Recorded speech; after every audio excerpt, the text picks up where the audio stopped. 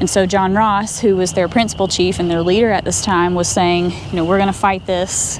This isn't legal. And then unfortunately, after that 2-year time period was up, the Roundup began.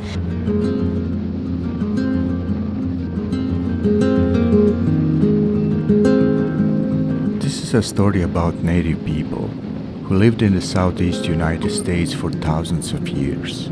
They had their own language, culture, customs, and lived spiritual lives in harmony with nature.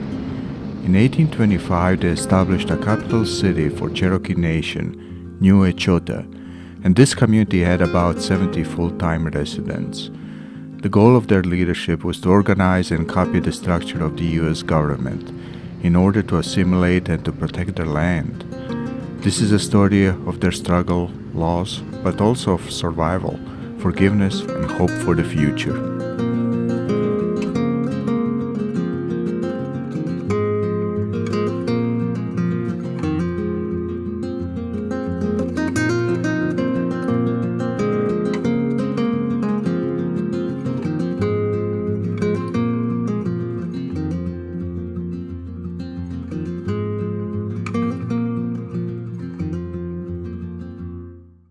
So where we are right now is what we call the middle-class Cherokee farmstead. If you were a middle-class family here at New Echota and really anywhere in the Cherokee Nation, this is kind of what your backyard would look like. So right over here we have the smokehouse. Mm-hmm. The smokehouse was used for curing out the meat that they were hunting from the forest, things like deer predominantly, bear, wild turkey, hogs, wild hogs, things like that. And essentially they were trying to get something similar to beef jerky during that process. I see. But these are not original buildings, right? They are original to the time period. Yeah. So they are from the 1820s, 1830s, but they were moved here from Tennessee. Gotcha. And I believe that was in 1988, so when they brought them here. This building right over here is called the corn crib. The corn crib was used for storing the corn that they were growing in their Three Sisters garden.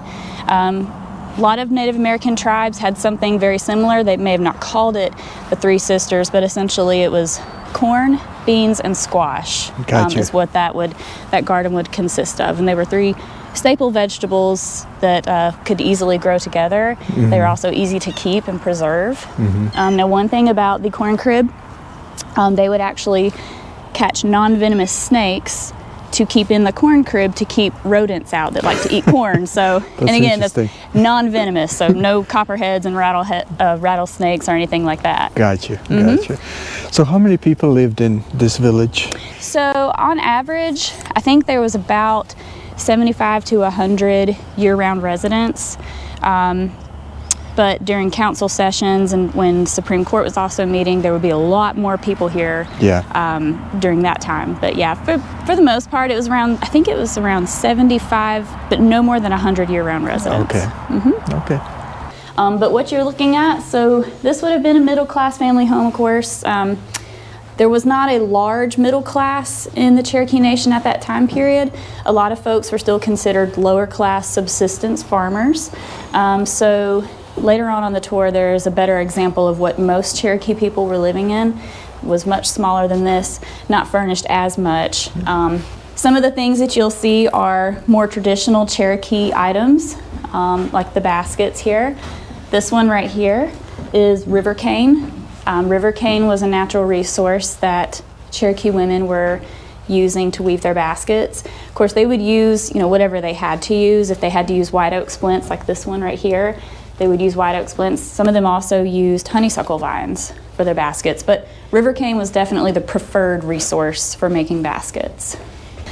This right here is another traditional tool that was still being used by a lot of Cherokee families. So the corn crib that was outside, when you needed to grind up corn for cornmeal or for whatever else you were going to make out of it, you would get the dry corn out of your corn crib, take the husks off, pop the little corn kernels off the cob into this bowl that's been carved out of this tree trunk here. And you just use this right here to start grinding up those corn kernels into cornmeal, or like I said, whatever else you were trying to use it for. That's hard work, isn't it? It was, yeah, definitely. Typically, women were doing the food preparation. So a lot of times you'd see your mom or an older sister doing something like this. Children, I can't imagine a child actually trying to use this. It's pretty heavy. This right here is like a solid, like a cinder block almost. But it makes it a little bit easier because if you are holding it like this, the weight's all up here and you're simply just having to kind of guide it. And it does a lot of the work for you. I see. Now, one thing too we do like to mention is that before Cherokees were living in cabins, they were living in structures called wattle and daub houses. And wattle and daub is basically like you drive poles into the ground and then you weave smaller branches throughout those, and then you pack clay on the inside and the outside to create the walls, and it would have had a thatched roof on the top. Oh, okay. They had a summer home and a winter home, but they would have been close together. Now, at the Etowah Indian Mounds in Cartersville, Georgia, they have a great example of a wattle and daub structure there. So that's what Cherokees were living in before they were living in cabins. Of course, a lot of times, you know, people think they were living in teepees because Hollywood kind of paints that picture for us that all Native Americans were the same, which was not true. So there are a lot of differences between them, including the language. Yes, including the language. That's right. Yep.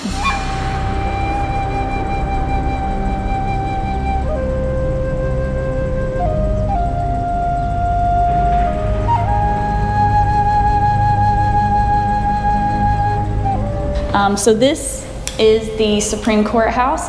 This is also a replica of the original one. This one was rebuilt in the 1960s, so it's a little bit older. But their Supreme Court worked similar to ours. Again, first Monday of October, if you had a court case on the docket for Supreme Court, then you had to be here by that first Monday to wait for your case to be heard. Out here's where spectators would sit to listen. And then right up here on this elevated bench is where the 3 Supreme Court judges would sit to listen to each case and deliberate on each of those cases. They decided if you were guilty or innocent, or if they were in favor or not in favor of a certain case, based on majority rule, of course.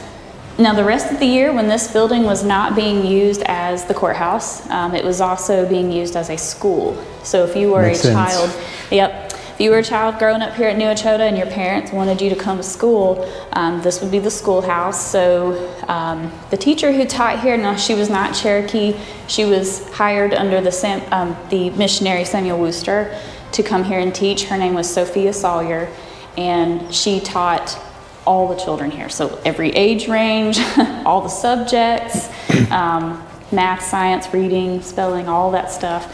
She did that all by herself, so she was a very busy lady.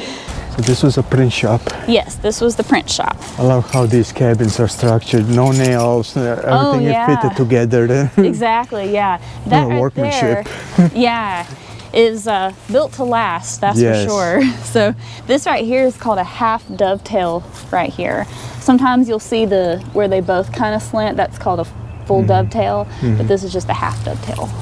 The chinking in the middle here, now of course we've used something similar to cement, but back then they were using a mixture of clay, water, and I think someone had told me that sometimes they'd even put like horsehair in there to try to create like a better binder, but definitely clay and water to kind of cement it together, and then also that keeps the weather out too. So this was the Cherokee Phoenix print shop, where the very first ever Native American newspaper was being printed. It was a bilingual newspaper as well, so it was printed in both Cherokee and English. The first editor of the Cherokee Phoenix was Elias Boudinot, who was also, like we were talking about earlier, one of the signers of the Treaty of New Echota. But before any of this could come into fruition, the man above the fireplace would create the written version of the Cherokee language. Sometimes it's called Cherokee alphabet, sometimes it's called the Cherokee syllabary. It's kind of a mixture of both of those. Right over here on the wall we have the 86 characters that make up the Cherokee language. across the top here, they had their vowels listed. If you were going to write the sound ah on paper, you would just write this symbol, and you would know in your mind that that said ah instead of da. So it was just ah. Gotcha. And then as you go down, these are the different sound combinations you could make with that sound ah. So this right here would be the sa sound. Salagi, which is how they pronounce Cherokee. Right here is the Cherokee syllabary for salagi, and this is phoenix. Now it doesn't say phoenix in Cherokee, it's kind of like more of a description of what a phoenix was. It was being sent all over the Cherokee Nation, different parts of the United States, as well as even overseas in Europe. Wow. There were some folks out there who were How did interested. that work? Was that based on subscription like today? Yes, yes, they did have a subscription.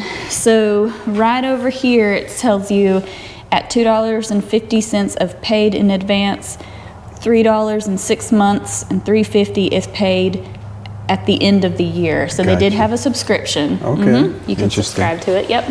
Elias Boudinot, who became the first editor, he was a Cherokee whose birth name was actually Galagina Uweti. He went up to Cornwall, Connecticut to get his education, and then he came back down here after he got his education, and he had changed his name to Elias Boudinot in reverence of the Elias Boudinot, who was one of the founding fathers of America. I think he was part of the First Continental Congress of the United States, and he kind of took Galagina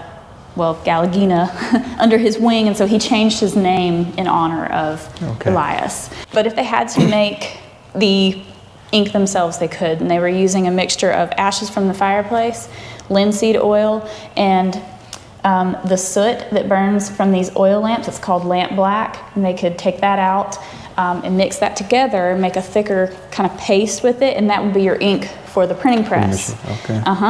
Interesting. Yes. On this inking stone here, you would have your ink kind of across the top here. You would take this inking ball, sometimes they would have two, and you would just be trying to kind of spread that ink out all over this. Yes, exactly, evenly, and you'd probably want to be closer to the fire so that it would be a little more spreadable, if you will. So you'd have one person just kind of keeping the ink from getting too cold and hardening.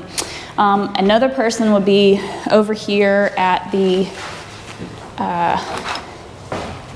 over here where the type is kept in these drawers. Now these have all been mixed up over the years, but in each compartment there's supposed to be all of your A's, all of your B's, all of your C's.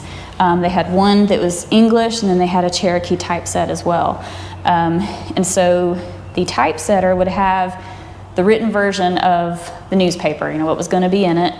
And as he was reading through it, he would be getting the pieces of type that he needed to start creating the words and the sentences and paragraphs in the newspaper. And then from there, you could start putting those pieces of type. Of course, this doesn't actually say anything, but it's just showing how you would create like a paragraph for your newspaper column. This right here is adjustable, so you could move up or down to create that newspaper column. And you just keep filling in.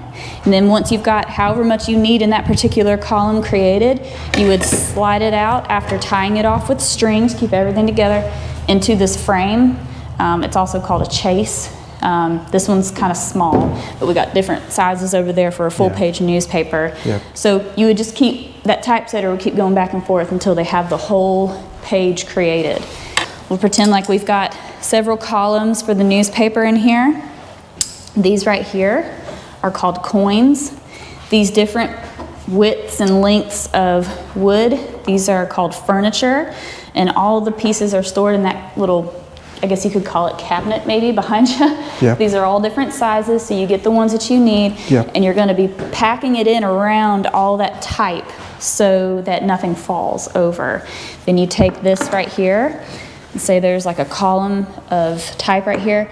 You can create tension on there to tighten everything so that you can pick up this whole thing and then put it on the press.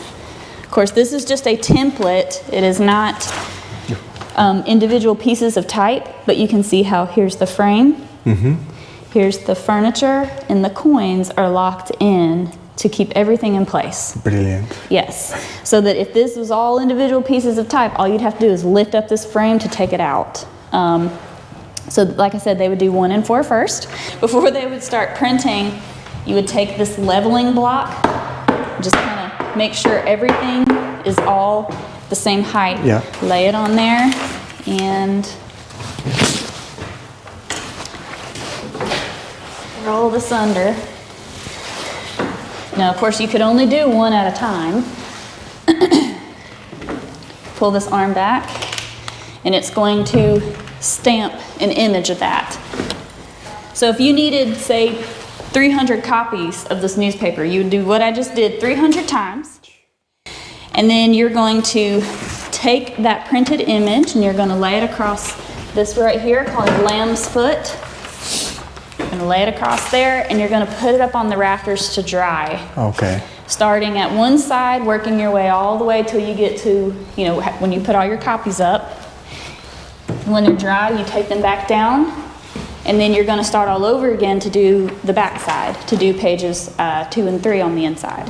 So did they take all this equipment with them when they were moved? No, actually, okay. So the original printing press that was here at New Echota was confiscated, and we don't know where it ended up exactly.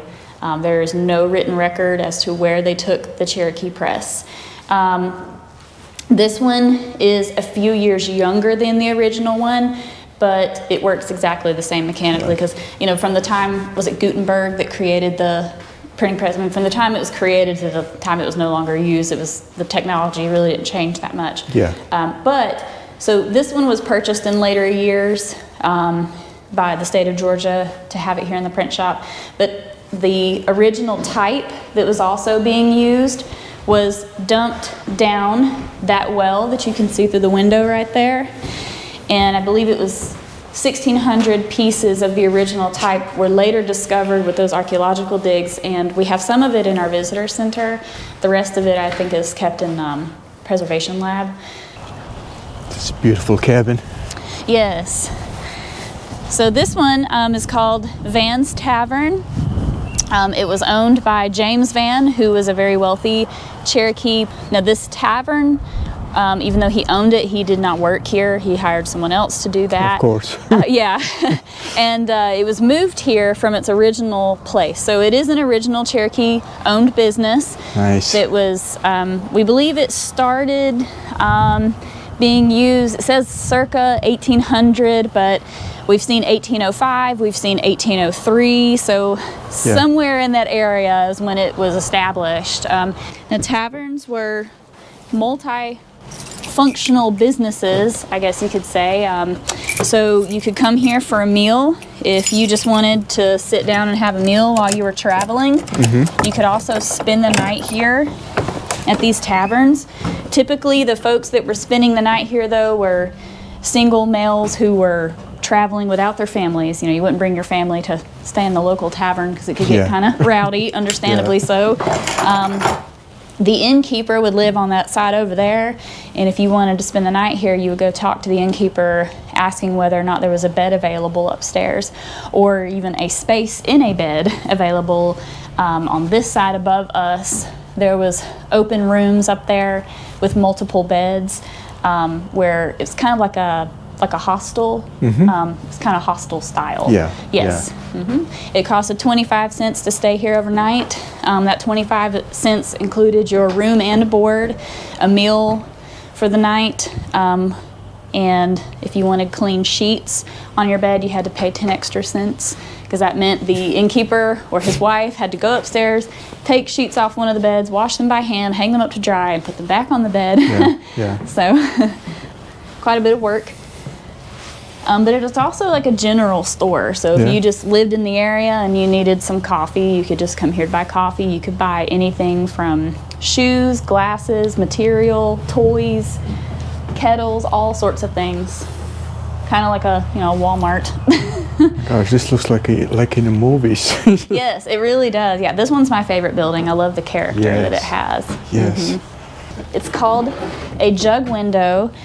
Whoever was working behind the counter, if you were in a hurry and you didn't want to come in the building, or you weren't allowed to, you could come around the back side of the building here and knock on this window. So the person working in here would open it, see what it is that you wanted. You would get what you wanted, you give them the money, and then you could be on your way. So it's just like a modern day drive-through. Yeah. Yes. Or walk-through. Walk-through, yeah, right. There was a documentary film that was filmed here called We Shall Remain, and they did an episode about the Cherokee Nation and the Trail of Tears, and so they filmed it here. This was more the communal side. If you were coming in here to have a meal, you didn't get to choose off of a menu what you wanted to eat. You just ate whatever the innkeeper cooked that day. Of course. Yeah. No options. Right. No choices like today. Exactly. Right. Now this side, the innkeeper would live here year-round or seasonally, depending on when the store was open. Well, this was just representing a lower-class farmstead.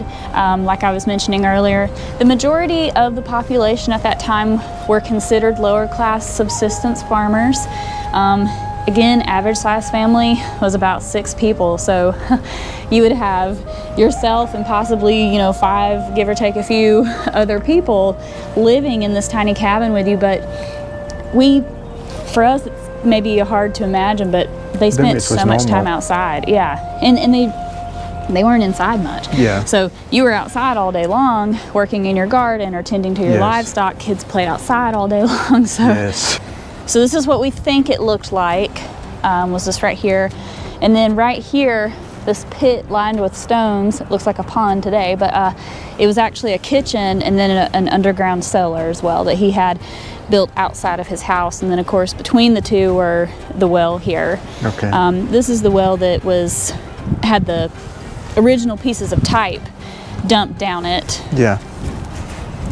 Ooh, it's pretty deep.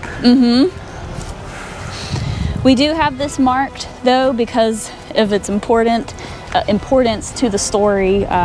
Signed here, of course, December 29th, 1835. In the dining room of this house is where the Treaty of New Echota was signed, which of course was the treaty that once it was signed and then ratified in Congress, U.S. Congress, began the Trail of Tears essentially. So after this document was signed by these 3 men right here, Major Ridge, John Ridge, and Elias Boudinot, eventually there was about 19 or so signatures that were also on that document. Once that was signed though, they were given 2 years to remove themselves. Of course, because this treaty was not approved by Cherokee National Council, it was not viewed as legitimate in the eyes of the Cherokee people. And so John Ross, who was their principal chief and their leader at this time, was saying, we're going to fight this. This isn't legal. And of course, as we already know too, Supreme Court had already ruled in their favor, so they really thought that they had that going for them. And then unfortunately, after that 2-year time period was up, the Roundup began because most of those people had not removed. Some of the Cherokees did choose to just go on ahead and they went out west. They joined some other Cherokees who were already out west prior to any of this happening in the 18-teens. There was some Cherokee folks who did not want any part of the assimilation that was going on here, and so they just decided to remove themselves, and they became known as the Old Settlers. They were a little bit more traditional than the folks over here. But anyway, so that 2-year time period was up. They start getting these people out of their homes, putting them into stockade camps for a few months at a time, and then taken to a place to be marched across out west to what was then just called Indian Territory. It wasn't Oklahoma yet, of course. Yeah, okay, very good. Thank you so much. Yeah, you're welcome.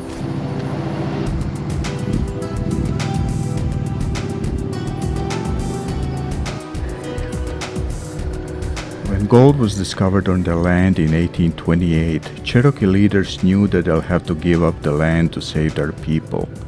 Almost everyone who signed the treaty was killed in 1838 by their own people. Major Ridge knew that he is signing his own death warrant. This video is dedicated to all who died and suffered, and also to people who tried to help and protect Cherokee Nation.